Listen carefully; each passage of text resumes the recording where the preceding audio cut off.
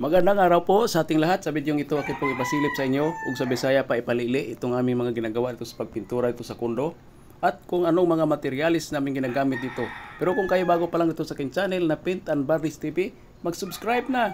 Pakipindot na rin yung notification bell para ma-update po kayo kung ano man ang upload ko ito sa channel na ito. Ito po yung aming mga ginagamit dito sa mga baseboard. Ito yung aqua epoxy. Cutting muna tapos sundan ito ng wall max. Tapos dito naman sa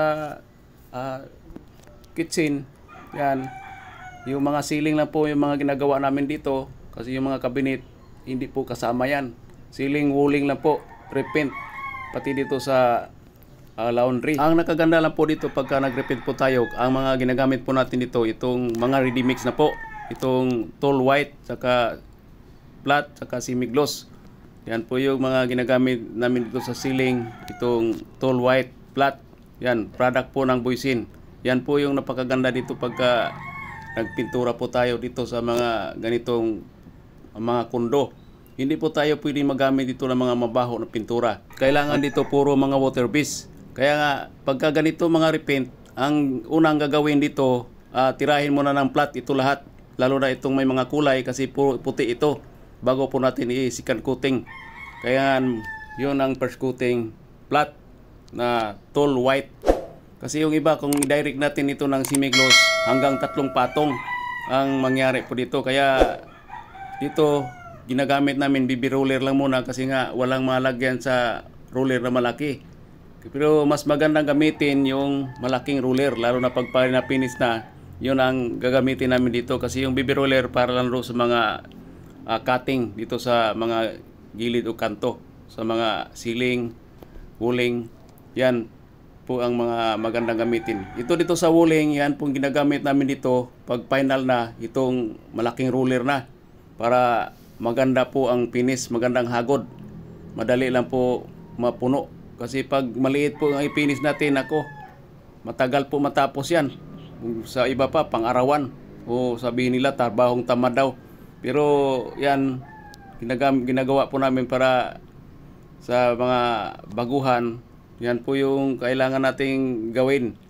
Lahat po ito kailangan unahin po natin, i-flat muna natin ito bago po natin i-semi-gloss para madali at magandang resulta ng ating trabaho. Tapos cutting. Iba yung mag-cutting, iba yung magpagulong. Bukod dyan, kailangan po natin itong sapinan, lalo na dito sa mga ganitong proseso sa sahig. Kailangan hindi matalsikan yung mga gamit. At ito po nga pala yung ginagamit ko dito, itong lansag epoxy para dito sa mga bakat dito sa kisame. Yan po yung imasilya ko dito, E at saka B. Equal lang po yung paggamit po nito. Kung anong karami yung E, ganun din yung B. Kailangan pag naghalo po natin dito, nakahanda na po tayo dito tayo sa may tubig. Maraming paraan dito sa pag-alis po natin sa mansa. Pwede rin natin itong sanding sealer o kaya acrylic emulsion. Marami pong paraan ito. Nasubukan na ba ninyo ito mga ginagawa natin? Pero dito nga sa kondo, hindi po tayo pwede magamit ng pulitap o kaya sanding sealer kasi mabaho. Bawal po dito. Kaya lahat po ng ginagawa namin dito, water based po ito lahat para hindi po maamoy dito sa ginagawa na pag-repaint. Kaya ang sikreto po dito, pagkatapos natin ito masilyahan ng manipis na epoxy, kailangan punasan po natin ng basahan para walang lihain. Bago pa natin ito lihain, pagkatapos pagulungan. Yan po yung pinakasikreto dito. Kailangan lang po patuyuin po natin ng husto.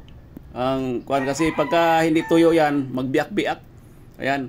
Dito sa walling, ito yung tall white semi-gloss. Hanggang 2 patong lang po. Kasi pagka may first coating po tayo, 2 patong lang po. O kaya napakaganda po ang finish pagka ganon. Kasi kung ulitin ko, kung direct po natin na semi-gloss, hindi po makuha sa 2 patong, hanggang 3 patong po ito. Yan. Sa mga ceiling, yan. Yan ang mga pinaka-final finish dito. Kailangan matapos namin to kasi nga ito mga repaint madalian lang po. Wala na pong masilya, puro na po pagulong dito sa mga ceiling sa kasawuling.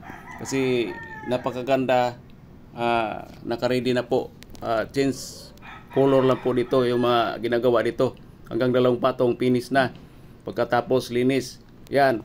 Yan lang po yung may bahagi ko, may share sa inyo, lalo-lalo na po sa mga baguhan. At pasensya na kayo kung minsan na po ako makapag-upload kasi gawa ng mga ginagawa namin mga repaint. Hindi po tayo basta-basta mag-upload. Kailangan lang po tayo magpatuloy pagka ganito pong mga proseso sa pagpintura. May share natin doon sa mga iba na ganoon po ang gagawin. Lalo-lalo na po sa mga kasama naming mga pintor. Yan, mag-comment po kayo. Ayan nakabalot po lahat itong mga gamit. Ito, kahit sa mga baseboard, kailangan malinis. Ingatan po natin ang sahig na hindi po matalsikan kasi varnish ito. At pasensya na kayo kung minsan lang po kung makapag-upload gawa nung ang mga trabaho po namin puro mga repaint. At marami pong salamat sa mga lahat ng mga viewers at sa mga followers na sumuporta at walang sawang manood dito sa aming mga ginagawa sa araw-araw na pagpintura. Hanggang dito na lang, paki-follow at like na lang po yung FB page ko na Paint and Varnish TV. Salamat po!